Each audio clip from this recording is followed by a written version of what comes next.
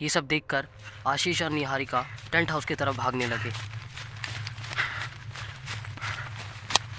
क्या वो दोनों टेंट हाउस पहुंच पाए और उनके दोस्तों के साथ क्या हुआ होगा?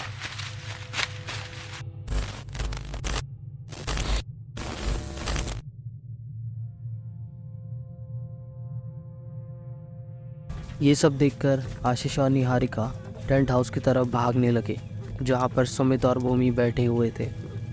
भागते भागते अचानक से आशीष रुक जाता है और उसको देखकर निहारिका भी रुक जाती है।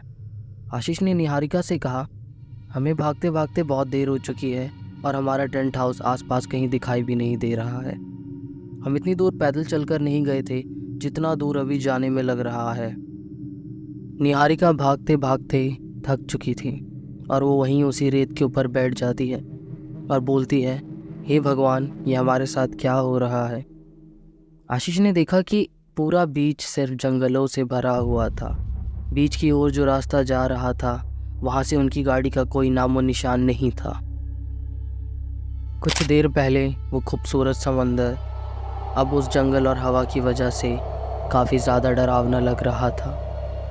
उस सुनसान बीच पर ज़ोरों की बिजली चमक रही थी और पूर्णिमा की रात की वजह से समंदर की लहरें बहुत भयानक लग रही थी।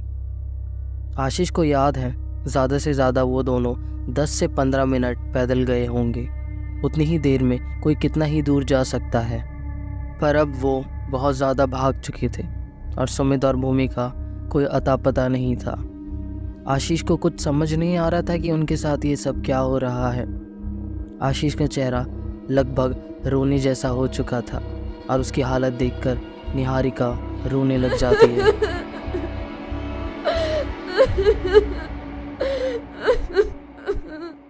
दोनों में से किसी के पास फ़ोन नहीं था जिससे वो सुमित या भूमि से कांटेक्ट कर सके। लगभग वहाँ उन्हें बैठे बैठे आधे घंटे से ज़्यादा हो चुके थे। फिर उन्होंने देखा कि कोई सामने से उनकी तरफ पैदल चल के आ रहा है, मानो कि उनके जान में जान आ गई। वो इस चीज़ को देख के बहुत ज़्यादा खुश हो चुके थे, कम से कम कोई हेल्प तो मिलेगी। पास आने पर देखा तो वो एक लड़की थी। लगभग उसकी उम्र 17 से 18 होगी। उसका ड्रेसिंग सेंस काफ़ी सिंपल था। फिर उस लड़की ने पूछा कि तुम दोनों कौन हो और तुम यहाँ इस सुनसान बीच पर क्या कर रहे हो। आशीष उस लड़की को जवाब देते हुए बोलता है, हम यहाँ पर न्यू ईयर सेलिब्रेट करने आए थे। लेकिन तुम कौन हो और इतनी रात को यहाँ अकेले क्या कर रही हो? लड़की कहती है, मेरा नाम छाया है और पास ही में हमारी छोटी सी दुकान है। मैं थोड़ी देर के लिए टहलने आई थी। आशीष को एकदम से उस बूढ़े आदमी की बात याद आती है कि बेटा, वहाँ पर मेरी बेटी छाया होगी, उसे ज़रा बोल देना, मैं उसका इंतज़ार कर रहा हूँ। आशीष ने उस लड़के से कहा, तुम्हारे पापा तुम्हारा वहाँ इंतज़ार कर रहे हैं। छाया कहती है, मैं दुकान की ओर जा ही रही थी, तभी अचानक से मैंने तुम दोनों को यहाँ पर देखा तो तुम्हारे पास चली आई। मुझे लगा तुम दोनों किसी चीज़ को लेके बहुत ज़्यादा परेशान हो, इसलिए तुमसे बात करने चली आई। आशीष कहता है, हम 4 दोस्त इस बीच पर न्यू ईयर सेलिब्रेट करने आए थे और हमारे 2 दोस्त तब से कहीं दिखाई नहीं दे रहे हैं। आपके पास फ़ोन होगा क्या? हाँ है। छाया ने फिर अपना फ़ोन आशीष को दिया। फिर आशीष जल्दी जल्दी से सुमित का नंबर डायल करता है। फ़ोन रिंग हो रहा था पर सामने से कोई रिस्पॉन्स नहीं आया। फिर उसने भूमि का नंबर डायल किया और थोड़ी देर रिंग होने के बाद फ़ोन अचानक से कोई पिक करता है। सामने से बहुत ज़्यादा वियर्ड और भयानक आवाज़ आ रही थी। एकदम से कोई कॉल पिक करके कहता है, तुम सब मरोगे। आशीष ने डर के मारे फ़ोन काट दिया। तभी निहारिका आशीष से पूछती है कि क्या हुआ। मानो एकदम से आशीष को सदमा लग गया हो। उसके मुंह से एक शब्द भी नहीं निकल रहा था। वो बहुत ज़्यादा डरा हुआ था। आशीष ने डरते हुए निहारिका से कहा। सामने से कोई रिप्लाई नहीं आया। आशीष ने उस डरावनी आवाज़ के बारे में निहारिका को कुछ भी नहीं बताया। निहारिका ने कहा, आशीष, तुम जब सुमित के नंबर पे कॉल कर रहे थे तब मुझे उसकी फ़ोन के रिंगटोन की आवाज़ आ रही थी। आशीष ने फिर से सुमित के नंबर पे कॉल किया।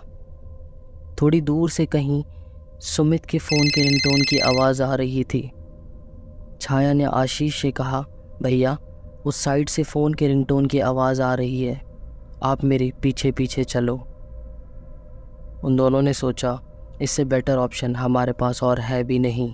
रास्ते में चलते चलते छाया उन दोनों से कह रही थी, भैया आज पूर्णिमा की रात है, आपको आज यहाँ पर नहीं आना चाहिए था। पूरी से कोणार्क तक और भी बीचेस हैं और आपको यही जगह मिली सेलिब्रेट करने को। बहुत ज़्यादा बड़ी गलती कर दी आपने यहाँ आकर। वो बूढ़ा आदमी बिल्कुल भी अच्छा नहीं है। आशीष कहता है, हमने कौन सी गलती कर दी और तुम किस बूढ़े आदमी की बात कर रही हो?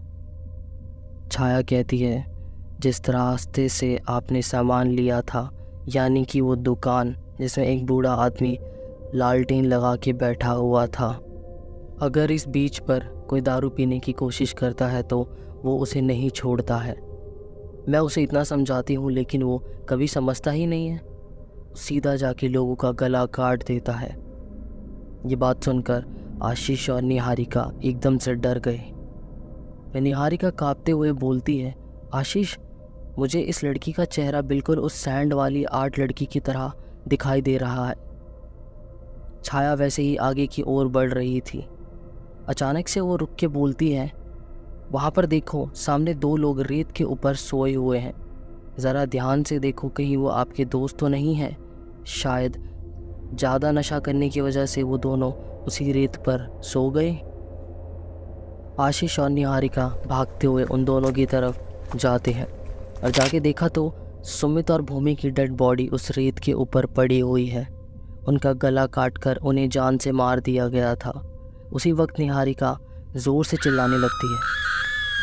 आशीष जब पीछे मुड़कर देखने लगा तो निहारिका भी उस रेत के ऊपर गिर चुकी थी और उसका भी गला कटा हुआ था और बहुत तेज़ी से खून बह रहा था। आशीष बहुत ज़ोर से चिल्लाने लगा अपना गला पकड़कर। उसके गले पर भी खून बह रहा था। उसी वक्त पीछे से छाया एकदम से डरावनी आवाज़ में हंसने लगी।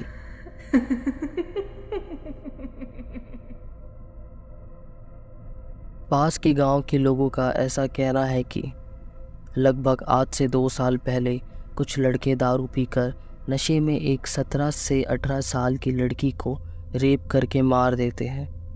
उसी बात को सुनकर उसका बूढ़ा बाप, यानी जो उस दुकान को चला रहा था, उसने उस बीच पर ये बात सुनकर डूब के आत्महत्या कर ली।